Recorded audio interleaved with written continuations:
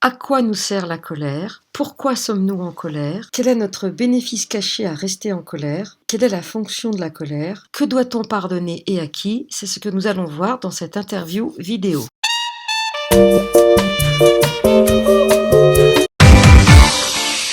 Alors, bonjour, bienvenue, c'est Shadia de Rendez-vous Coaching Love. Bénédicte Anne a écrit le livre « Le prochain, c'est le bon » et également ton livre « Autodiagnostic amoureux ». Bon, les livres sur lesquels j'ai basé un petit peu, je me suis inspirée pour poser des questions aujourd'hui parce que, bon, vous avez une très bonne expérience dans le domaine des relations amoureuses. Bénédicte, dans votre livre « L'autodiagnostic », bon, vous avez plein d'exercices, plein d'autodiagnostics. Vous dites, entre autres, de faire un exercice qui s'appelle, en fait, expérimenter le pardon, écrire une lettre. Parce que souvent, c'est ce qui arrive, c'est que les gens n'ont peut-être pas pardonné un ex ou une rupture ou une relation qui s'est mal terminée. Est-ce que vous pouvez nous parler de cet exercice-là qu'on pourrait proposer à nos membres pour, dans le fond, formuler le pardon envers un ex ou envers soi peut-être aussi? J'ai beaucoup aimé cet exercice-là de la lettre, donc... Avant de parler de cette lettre, j'ai envie de parler de la notion de colère. Parce que finalement, si je regarde bien, je vais me comporter avec moi-même comme mes parents ou les personnes qui m'ont fait du mal se sont comportées avec moi. Si par exemple j'ai été à l'orphelinat parce que j'ai été abandonnée, j'ai été maltraitée par une famille d'accueil, ou si j'ai simplement été le vilain petit canard de ma famille, je vais avoir tendance à me traiter comme j'ai été traitée. Et quand c'est pas moi qui me traite comme ça, je vais trouver plein de personnes autour de moi qui vont me traiter comme ça.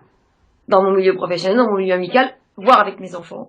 Donc d'abord, la vraie question, c'est contre qui suis-je en colère? C'est toujours la même histoire. Il faut jamais se contenter de la partie visible de l'iceberg. C'est encore à qui s'adresse cette colère. Ensuite, il faut savoir que si je suis en colère, ou dans le ressentiment, ce qui est un peu la même famille, c'est comme si je mettais sur ma tête un arrosoir de crottes et que je me le déverse. Parce que quand je te déteste, ou alors j'aimerais qu'il t'arrive les pires malheurs, l'autre, il est à des années-lumière de ça. C'est à vous que vous parlez. Et vous n'êtes jamais en colère contre vous. Vous êtes en colère contre quelqu'un qui vous a blessé et vous projetez cette colère sur vous parce que parfois c'est peu avouable d'avoir cette colère à l'égard de ce membre de la famille. Dans mon milieu catholique, dans mon milieu ceci ou dans mon milieu cela, ça ne se fait pas. On ne peut pas toucher aux saints cheveux de telle personne.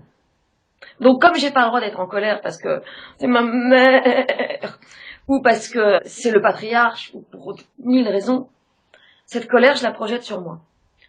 Et donc quand je décide de pardonner, d'une certaine façon, c'est le début d'une chaîne de pardon. Une fois que j'ai remonté tous ceux à qui j'en veux, qui m'ont fait du mal, d'abord mes ex, mes patrons, mes petites copines, que j'écoutais pendant des heures et le jour où elles ont trouvé quelqu'un, je pouvais crever la bouche ouverte parce que je ne comptais plus, elles avaient trouvé. Même si j'écris des lettres à tous les gens qui me font mal, la lettre, la vraie lettre, elle est à écrire à votre avis à qui?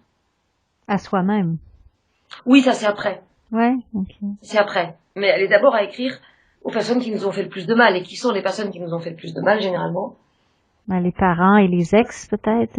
Les ex d'abord, qui sont le reflet de notre éducation, mais surtout les personnes de la famille qui n'ont pas été bienveillantes. L'idée de la lettre, c'est déjà d'identifier la personne qui nous a fait le plus de mal. Et si je remonte à la source, c'est mieux. Parce que j'évite de passer par des intermédiaires. Mieux vaut s'adresser au bon Dieu qu'à ses saints, comme on dit. Alors, je peux écrire à mes ex, de toute façon c'est la première couche, mais si je veux aller au bout, c'est vraiment bien d'écrire la seconde couche. En sachant que parfois, la lettre ne résout pas. Parce que c'est pas le moment. Parce que j'ai besoin de ma colère. Parce que si j'avais plus de colère, je me trouverais bien embêtée. Oui, exactement. J'ai besoin de ma colère probablement comme une justification ou de se protéger pour pas entrer en relation. Là, c'est une excuse. Parce que je fais couple avec ma colère. Et oui, ma colère, c'est ce sur quoi je me suis construite. Ça peut être aussi une forme de tuteur. Un peu comme sur un framboisier, j'ai un tuteur et je grimpe autour. Mais si on m'enlève ma colère, c'est comme si on m'enlevait ma béquille. Et donc, ma colère, elle a un sens. Et c'est probablement une des choses les plus difficiles à remplacer. Quand j'étais enfant et que j'ai subi le trauma, j'étais seule avec ma colère. D'abord, je subissais probablement l'injustice. Et j'étais pas accompagnée dans ma colère en retour. Au contraire, je recevais encore plus de violence. Et j'imaginais des possibilités, des sorties, des évasions. Mhm. Et si j'ai pas été accompagnée dans ma colère, d'une manière ou d'une autre, si j'ai pas déprogrammé ma façon de fonctionner, c'est pas simple. Et j'explique aux gens que entre l'autre et moi, il y a la colère. Donc il faut déjà passer sur le cadavre des ex, passer sur le cadavre des fantômes éventuellement, passer sur le cadavre des blessures et accessoirement sur celui de la colère. Et la colère, ce qui est bien, c'est qu'au moins c'est facile. Quand quelqu'un est en colère, c'est plus facile de traiter la colère que de traiter la soumission. Alors ça dépend où on en est dans sa colère aussi. C'est difficile de généraliser parce que chaque configuration est différente. Et les gens qui sont trop soumis, l'idée même de sortir des ordres qui ont été mis en place, pour eux c'est je pourrais jamais dire ça, je pourrais jamais faire ça. Parfois il faut du temps. Il faut du temps. Donc, dans les lettres, on va écrire, par exemple, à notre sœur ou peu importe, comme vous dites, là, la personne qu'on aura identifiée. Toute la personne, même s'il doit écrire 30 lettres. C'est Et pas grave. on écrit quoi? On écrit toute la colère, toute la tristesse, toute la jalousie qui sort de ça. Et on va libérer tous nos sentiments, dans le fond. Alors, en général, on prend une photo. Je prends une photo pour écrire ma lettre, pour me souvenir des gens aujourd'hui. Une fois qu'on a bien craché sa colère, arrivent les souvenirs positifs. Et quand j'ai les souvenirs positifs, alors je suis en paix. Mais parfois, ça prend des années à écrire ces lettres. Et là, je peux effectivement brûler la lettre dans un trou que je vais creuser dans la nature.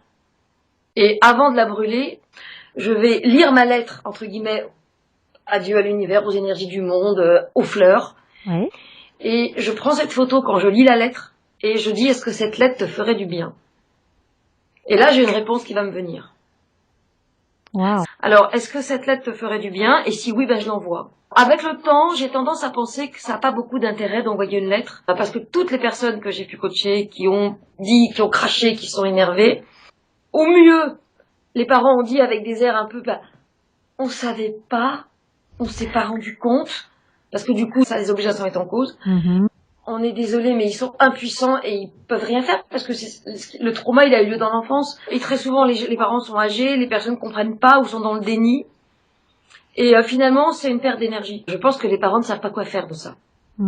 C'est pour ça qu'il me paraît bien de la brûler directement, de la couvrir de miel organique, là, et de dire aujourd'hui et à jamais, sur notre relation, je mets de la douceur.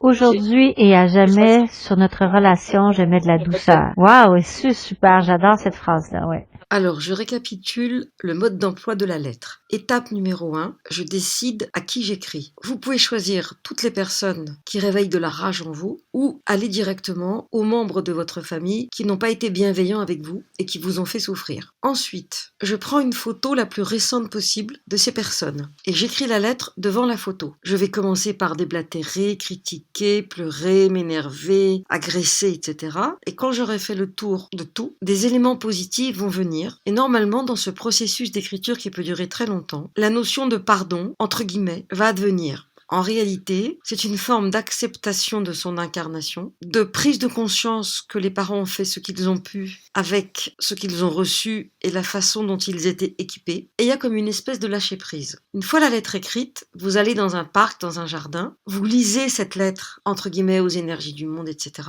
Et vous posez la question à la photo, est-ce que cette lettre te ferait du bien? Là, vous avez deux solutions. Soit vous entendez une réponse et vous envoyez la lettre si vous sentez que c'est juste, soit vous décidez de ne pas donner suite, ou en tout cas pas de cette façon. Vous creusez un trou, vous brûlez la lettre et vous la recouvrez de miel biologique avec la fameuse phrase « Aujourd'hui et à jamais, sur notre relation, je mets de la douceur ». Et normalement, quand c'est fait, quelque chose doit s'être allégé en vous. Que ce soit le bruissement des feuilles, un cri d'oiseau, un ressenti, la croyance que peut-être les choses vont être plus douces et plus tendres, peu importe. Cet acte, entre guillemets, psychomagique, n'est pas une panacée, ne fonctionne pas pour tout le monde, mais permet de clarifier son esprit par rapport aux personnes qui nous activent et à propos desquelles nous nous disons « Jamais je ne lui pardonnerai ». C'est un processus ponctuel qui peut vous aider. Et je vous rappelle le café coaching du 15 septembre à Paris et le webinaire In the Mood for Love le 19 septembre. Vous trouverez les liens ci-dessous. Si vous avez aimé cette vidéo, merci de la liker, de la partager si vous pensez qu'elle peut aider des personnes de votre entourage. N'oubliez pas de vous abonner à ma chaîne si ça n'est déjà fait.